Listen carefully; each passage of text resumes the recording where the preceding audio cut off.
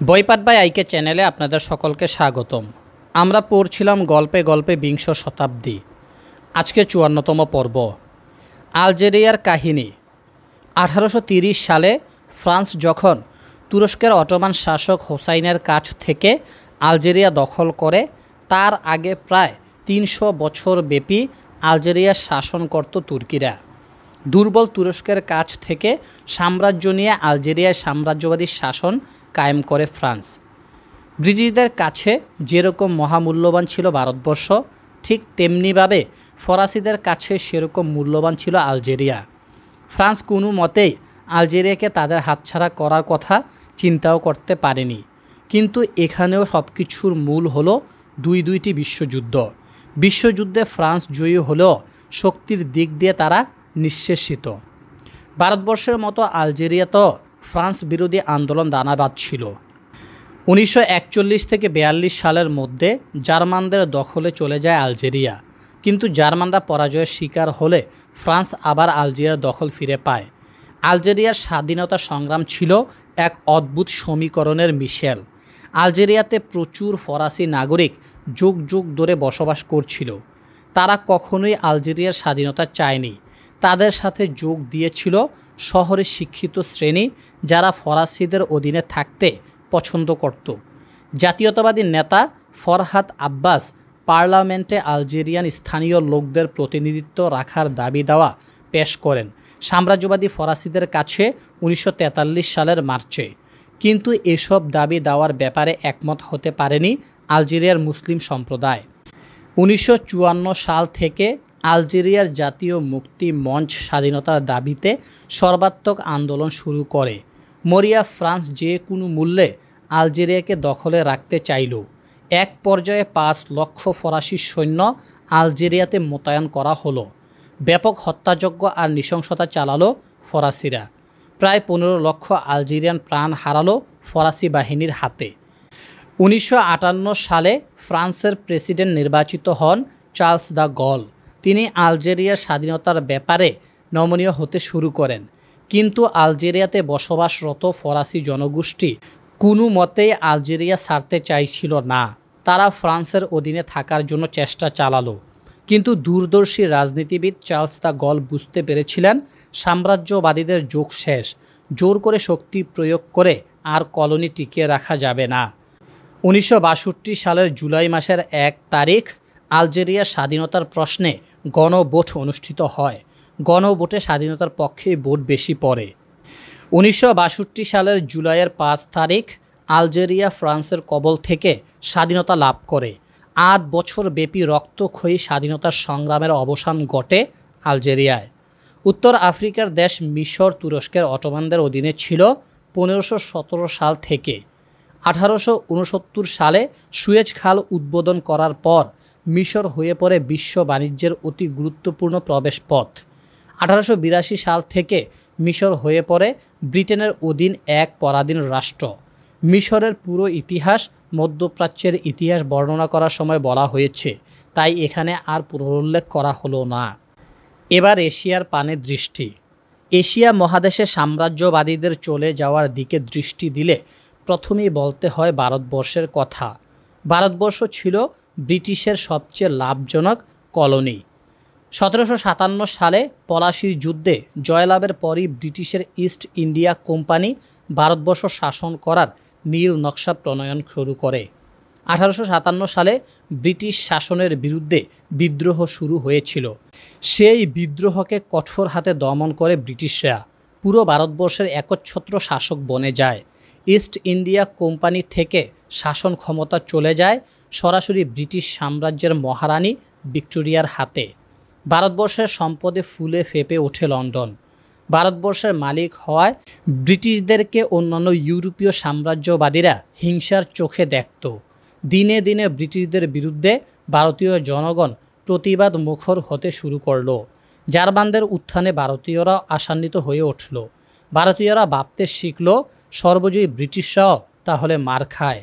দ্বিতীয় বিশ্বযুদ্ধে ব্রিটিশরা যখন জার্মানদের হাতে নাকানি চুবানি খাচ্ছিল, তখন সুযোগ বুঝে ১৯৪২ সালে মহাত্মা গান্ধী ভারত ছাড় আন্দোলন শুরু করে। দ্বিতীয় বিশ্বযুদ্ধে ব্রিটিশরা ভাবতে পারেনি ভারতবর্ষ তাদের হাতছাড়া হবে। যুদ্ধ শেষে ব্রিটিশরা বিজয়ী হলেও কলোনি ধরে রাখার মতো কোনো শক্তি তাদের আর অবশিষ্ট নেই। শান্তিপূর্ণভাবেই ব্রিটিশরা ভারতীয় উপমহাদেশকে স্বাধীনতা দিয়ে দিতে চাইল, কিন্তু ভারতবর্ষের অভ্যন্তরীণ রাজনীতি সেই পরিস্থিতিকে জটিল করে তুলল। হিন্দু মুসলমান সম্পর্কে সমস্যার কারণে দ্বিখণ্ডিত হয় ভারত। 1947 সালের 14 আগস্ট পাকিস্তান রাষ্ট্রের সৃষ্টি হয়। পরের দিনই ভারত স্বাধীনতা লাভ করে। 1971 সালে পাকিস্তান ভেঙে সৃষ্টি হয় বাংলাদেশের। ভারতবর্ষ যখন ব্রিটিশের হাতছাড়া হয় তখন থেকেই মানসিকভাবে দুর্বল হয়ে পড়ে ব্রিটিশ।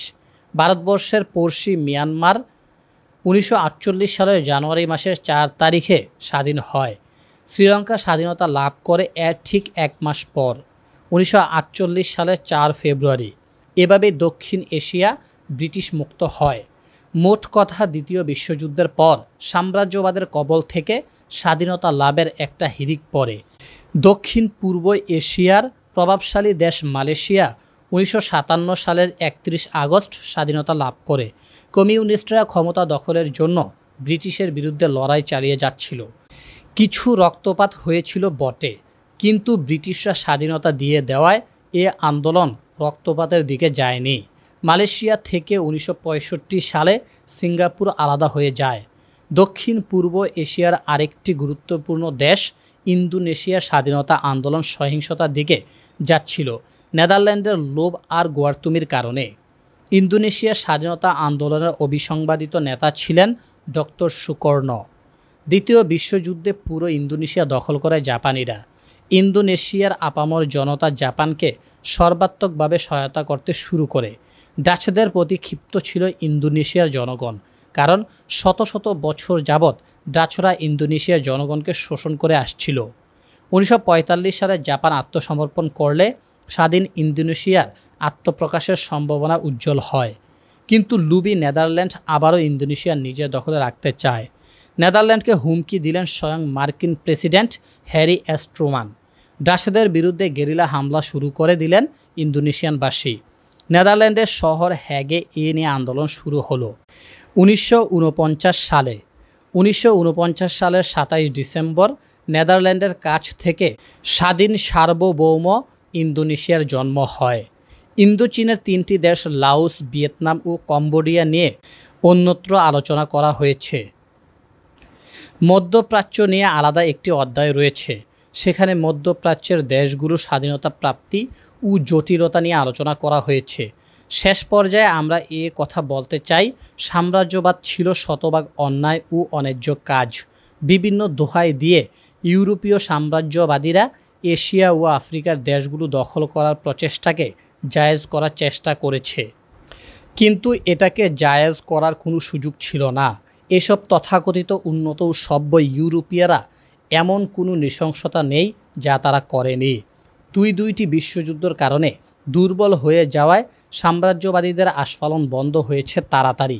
তা না হলে হয়তো তৃতীয় বিশ্বের দেশগুলোকে এখনও পরাধীনতার গ্লানি টানতে হতো। চীন, জাপান ও কোরিয়ার ইতিহাস, পর্ব 78। একবিংশ শতাব্দীর তৃতীয় দশকের চীন বর্তমান পৃথিবীর একটা পরাক্রমশালী দেশ। অর্থনৈতিক দিক দিয়ে তারা মার্কিন যুক্তরাষ্ট্রকে টেক্কা দেওয়ার ক্ষমতা রাখে। তাদের সামরিক শক্তিও সমীহ জাগানো। চীন জাপান নিয়ে আলোচনার শুরুতেই জারিফ বলল, চীনের মতো একটা বিশাল দেশ বিংশ শতাব্দীর শুরুতে কতটুকু দুর্বল ছিল সে সম্পর্কে কি তোমার ধারণা আছে? মামুন বলল, গল্পে গল্পে বিশ্বভ্রমণ বইতে আমি পড়েছি সাম্রাজ্যবাদী ব্রিটিশ শক্তি চীনের কাছে অন্যায়ভাবে আফিম বিক্রি করতে চেয়েছিল 19বিংশ শতাব্দীর মাঝামাঝি সময়েই। আফিম বিক্রি করাকে কেন্দ্র করে ব্রিটেনের সাথে চীনের যুদ্ধ হয়। যুদ্ধে অবশ্য চীন পরাজিত হয়।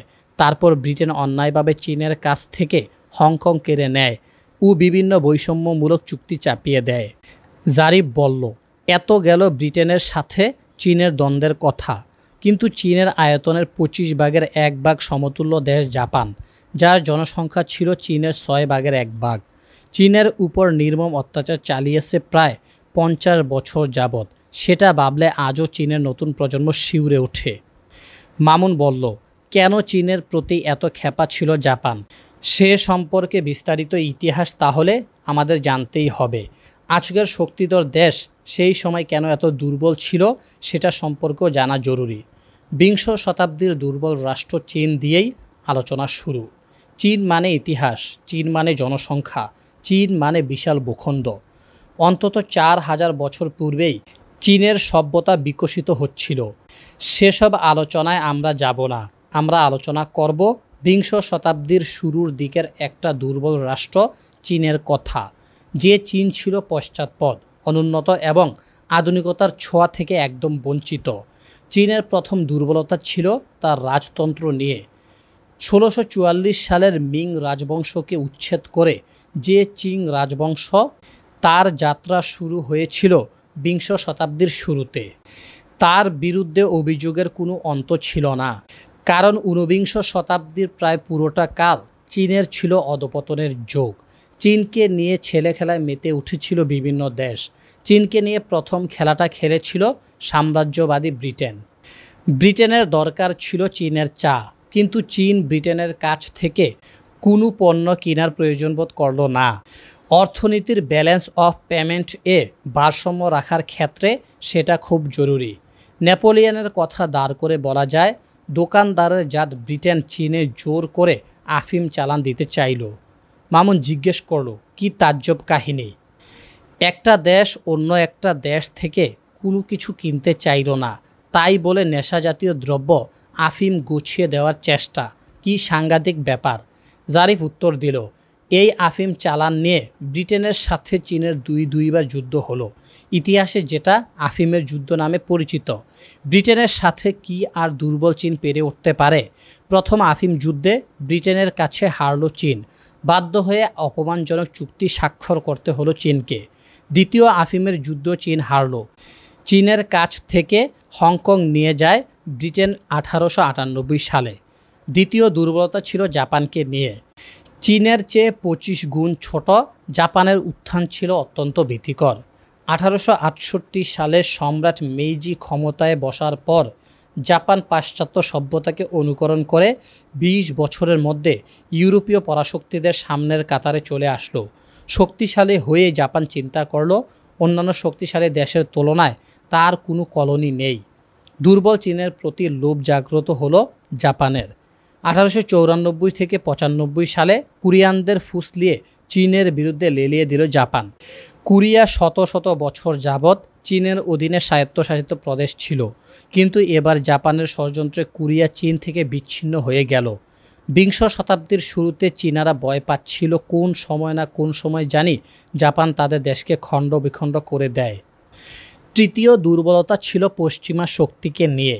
শুধুমাত্র ব্রিটেন নয়, অন্যান্য সাম্রাজ্যবাদী শক্তিও চীনকে হাতের পুতুল মনে করত। জার্মানি চীনের পূর্বাঞ্চলীয় প্রদেশ জিয়াওজু দখল করে নিজের মতো করে ঘাঁটি তৈরি করল। কেউ কিছু বলতে পারল না। অনেক আগে থেকেই ইউরোপীয় খ্রিস্টান মিশনারিরা চীনে খ্রিস্ট ধর্মের প্রচার চালাতে লাগলো।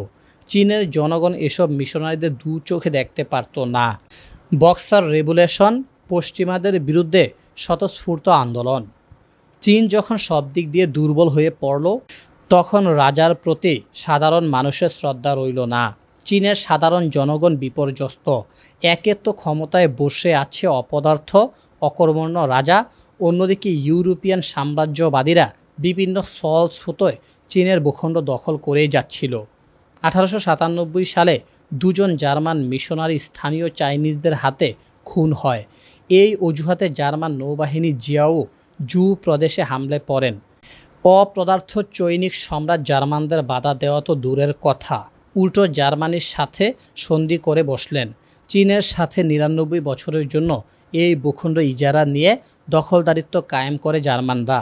ব্রিটেন অনেক আগেই হংকং দখল করে বসে আছে। বিদেশিদের বিরুদ্ধে কিছু একটা করা দরকার। 20 জুন 1900 সাল চীনের একদল বিদ্রোহী তৎকালীন পিকিং নগরীতে বিদেশিদের আস্তানা খ্রিস্টানদের চার্চ ও রেল স্টেশনে হামলা চালান। সম্রাজ্ঞী বুঝি এসব হামলাকে মৌন সমর্থন দেন, কারণ তিনি নিজেও ইউরোপীয় সাম্রাজ্যবাদীদের বিভিন্ন কর্মকাণ্ডে বিরক্ত। হামলাকারীরা খাকি পোশাক ও হাফ প্যান্ট পরিহিত ছিল বিদায় ইউরোপীয় তাদেরকে বক্সার নামে আখ্যায়িত করেন। ইতিহাসে সেটাই বক্সার বিদ্রোহ নামে পরিচিত। হামলার পরের দিন সম্রাজ্ঞী বুজি বক্সারদের সাথে তাল মিলিয়ে চীনে অবস্থানরত সমস্ত বিদেশিদের বিরুদ্ধে যুদ্ধ ঘোষণা করেন। নড়েচড়ে বসল চীনে অবস্থানরত সব বিদেশিরা।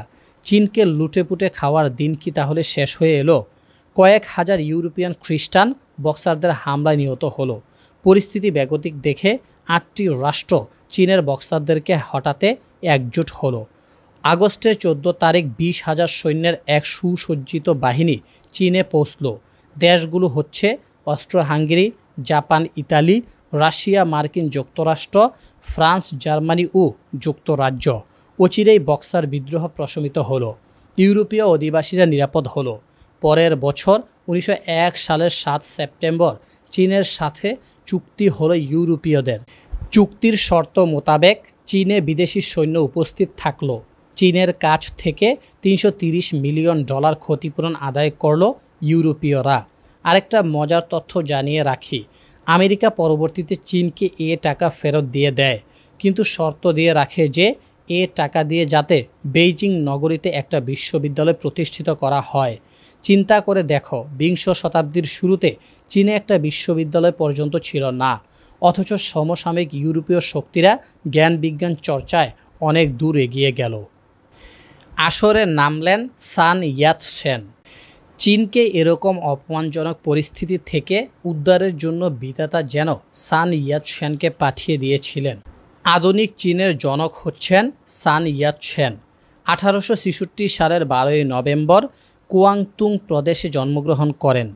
চীনের ভাগ্য ভালো, তাদের এই অপমানজনক সময়ে সান ইয়াত-সেনের মতো লোকই দরকার ছিল। তিনি ছিলেন অত্যন্ত মেধাবী ছাত্র। 1879 সালে মার্কিন যুক্তরাষ্ট্রের হাওয়াই দ্বীপপুঞ্জের হনলুলুতে একটি খ্রিস্টান মিশনারি স্কুলে ভর্তি হন। সেখান থেকেই পাশ্চাত্য সমাজের জ্ঞান বিজ্ঞানের সাথে পরিচিত হন তিনি। সানের কাছে ভালো লাগতে শুরু করে পাশ্চাত্যের মুক্ত চিন্তা। 1884 সালে তিনি খ্রিস্টান ধর্মেও দীক্ষিত হন। হনলুলুর সেই মিশনারি স্কুলের একজন সেরা ছাত্র হিসেবেও তার নাম ছড়িয়ে পড়েছিল। তারপর 1887 সালে তিনি হংকং চলে যান। মেডিকেল বিদ্যা নিয়ে পড়াশোনা শুরু করে দেন। চিকিৎসা বিদ্যায় তিনি কৃতিত্বের স্বাক্ষর রাখেন। পশ্চিমের সাহিত্য, ইতিহাস, দর্শন ইত্যাদি তার নখদর্পণে। 2টি বই ছিল তার অত্যন্ত প্রিয়। একটি বই হচ্ছে এডমন্ড বার্কের a history of the French revolution এবং চার্লস ডারউইনের এভলিউশন। চিকিৎসা বিদ্যায় পড়াশোনা শেষ করে তিনি কিছুদিন ডাক্তারি প্র্যাকটিস করেন, কিন্তু তার চিন্তায় ও মগজে একটাই মাত্র চিন্তা, কিভাবে অথর্ব রাজতন্ত্রকে উচ্ছেদ করে জনগণের রাষ্ট্র গঠন করবেন। 1895 সালে অল্প কিছু সমর্থক সংগ্রহ করে ক্যান্টনে একটা ব্যর্থ বিপ্লবের নেতৃত্ব দেন। বিপ্লব ব্যর্থ হলে সান ইয়াত-সেনের সঙ্গী সাথীরা কেউ কেউ ধরা পড়েন। স্বয়ং সান ইয়াত-সেন হংকং পালিয়ে যান। নিজের দেশে হয়ে পড়েন একজন ফেরারি আসামি। তার মাথার দাম ঘোষণা করা হয়। 1896 সালে সান ইয়াত-সেন লন্ডন পালিয়ে যান, কিন্তু অচিরেই তিনি চীনের সরকারি প্রতিনিধিদের হাতে ধরা পড়েন। কিছুদিনের মধ্যেই বন্দিদশা থেকে তিনি পালিয়ে যান। বইপত্র লেখা শুরু করেন চীনের অচল অবস্থা নিয়ে। লন্ডনের এসব কর্মকাণ্ডে চীন ধীরে ধীরে বহির্বিশ্বে পরিচিত হতে শুরু করে। টানা 2 বছর তিনি পুরো ইউরোপ ঘুরে বেড়ান। চীনের মুক্তির জন্য 3টি পথকে অপরিহার্য মনে করেন তিনি। পথ 3টি হলো ন্যাশনালিজম, ডেমোক্রেসি অ্যান্ড সোশ্যালিজম। সান ইয়াত-সেনের ভাষায় এই 3টির চাইনিজ রূপ হলো চীনের সমাজতন্ত্রের উচ্ছেদ, জনগণের সরকার প্রতিষ্ঠা আর সমতার ভিত্তিতে অর্থনৈতিক মুক্তি। তারপর তিনি জাপান ফিরে আসেন। 1897 সাল থেকে 1902 সাল পর্যন্ত তিনি জাপান কাটান। এ সময় বিপ্লবের জন্য প্রয়োজনীয় অর্থ সংগ্রহ করেন। সারা বিশ্বের মানুষের কাছে সান ইয়াত-সেনই হয়ে উঠেছিলেন নতুন চীনের ধারক ও বাহক। 1904 সালের দিকে ববগুড়ে সান ইয়াত-সেনকে আমরা দেখি আবার আমেরিকায়। তিনি একটা ইশতেহার লিখেছিলেন, the true solution to the Chinese questions. Yale ইউনিভার্সিটির আইনের ছাত্র ওয়াং চুই হুই তাকে এ ইশতেহারের খসড়া লিখতে সহায়তা করেন। আপনারা শুনছিলেন গল্পে গল্পে 20 শতাব্দী। আজকে 54তম পর্ব শেষ হলো। ধন্যবাদ সবাইকে।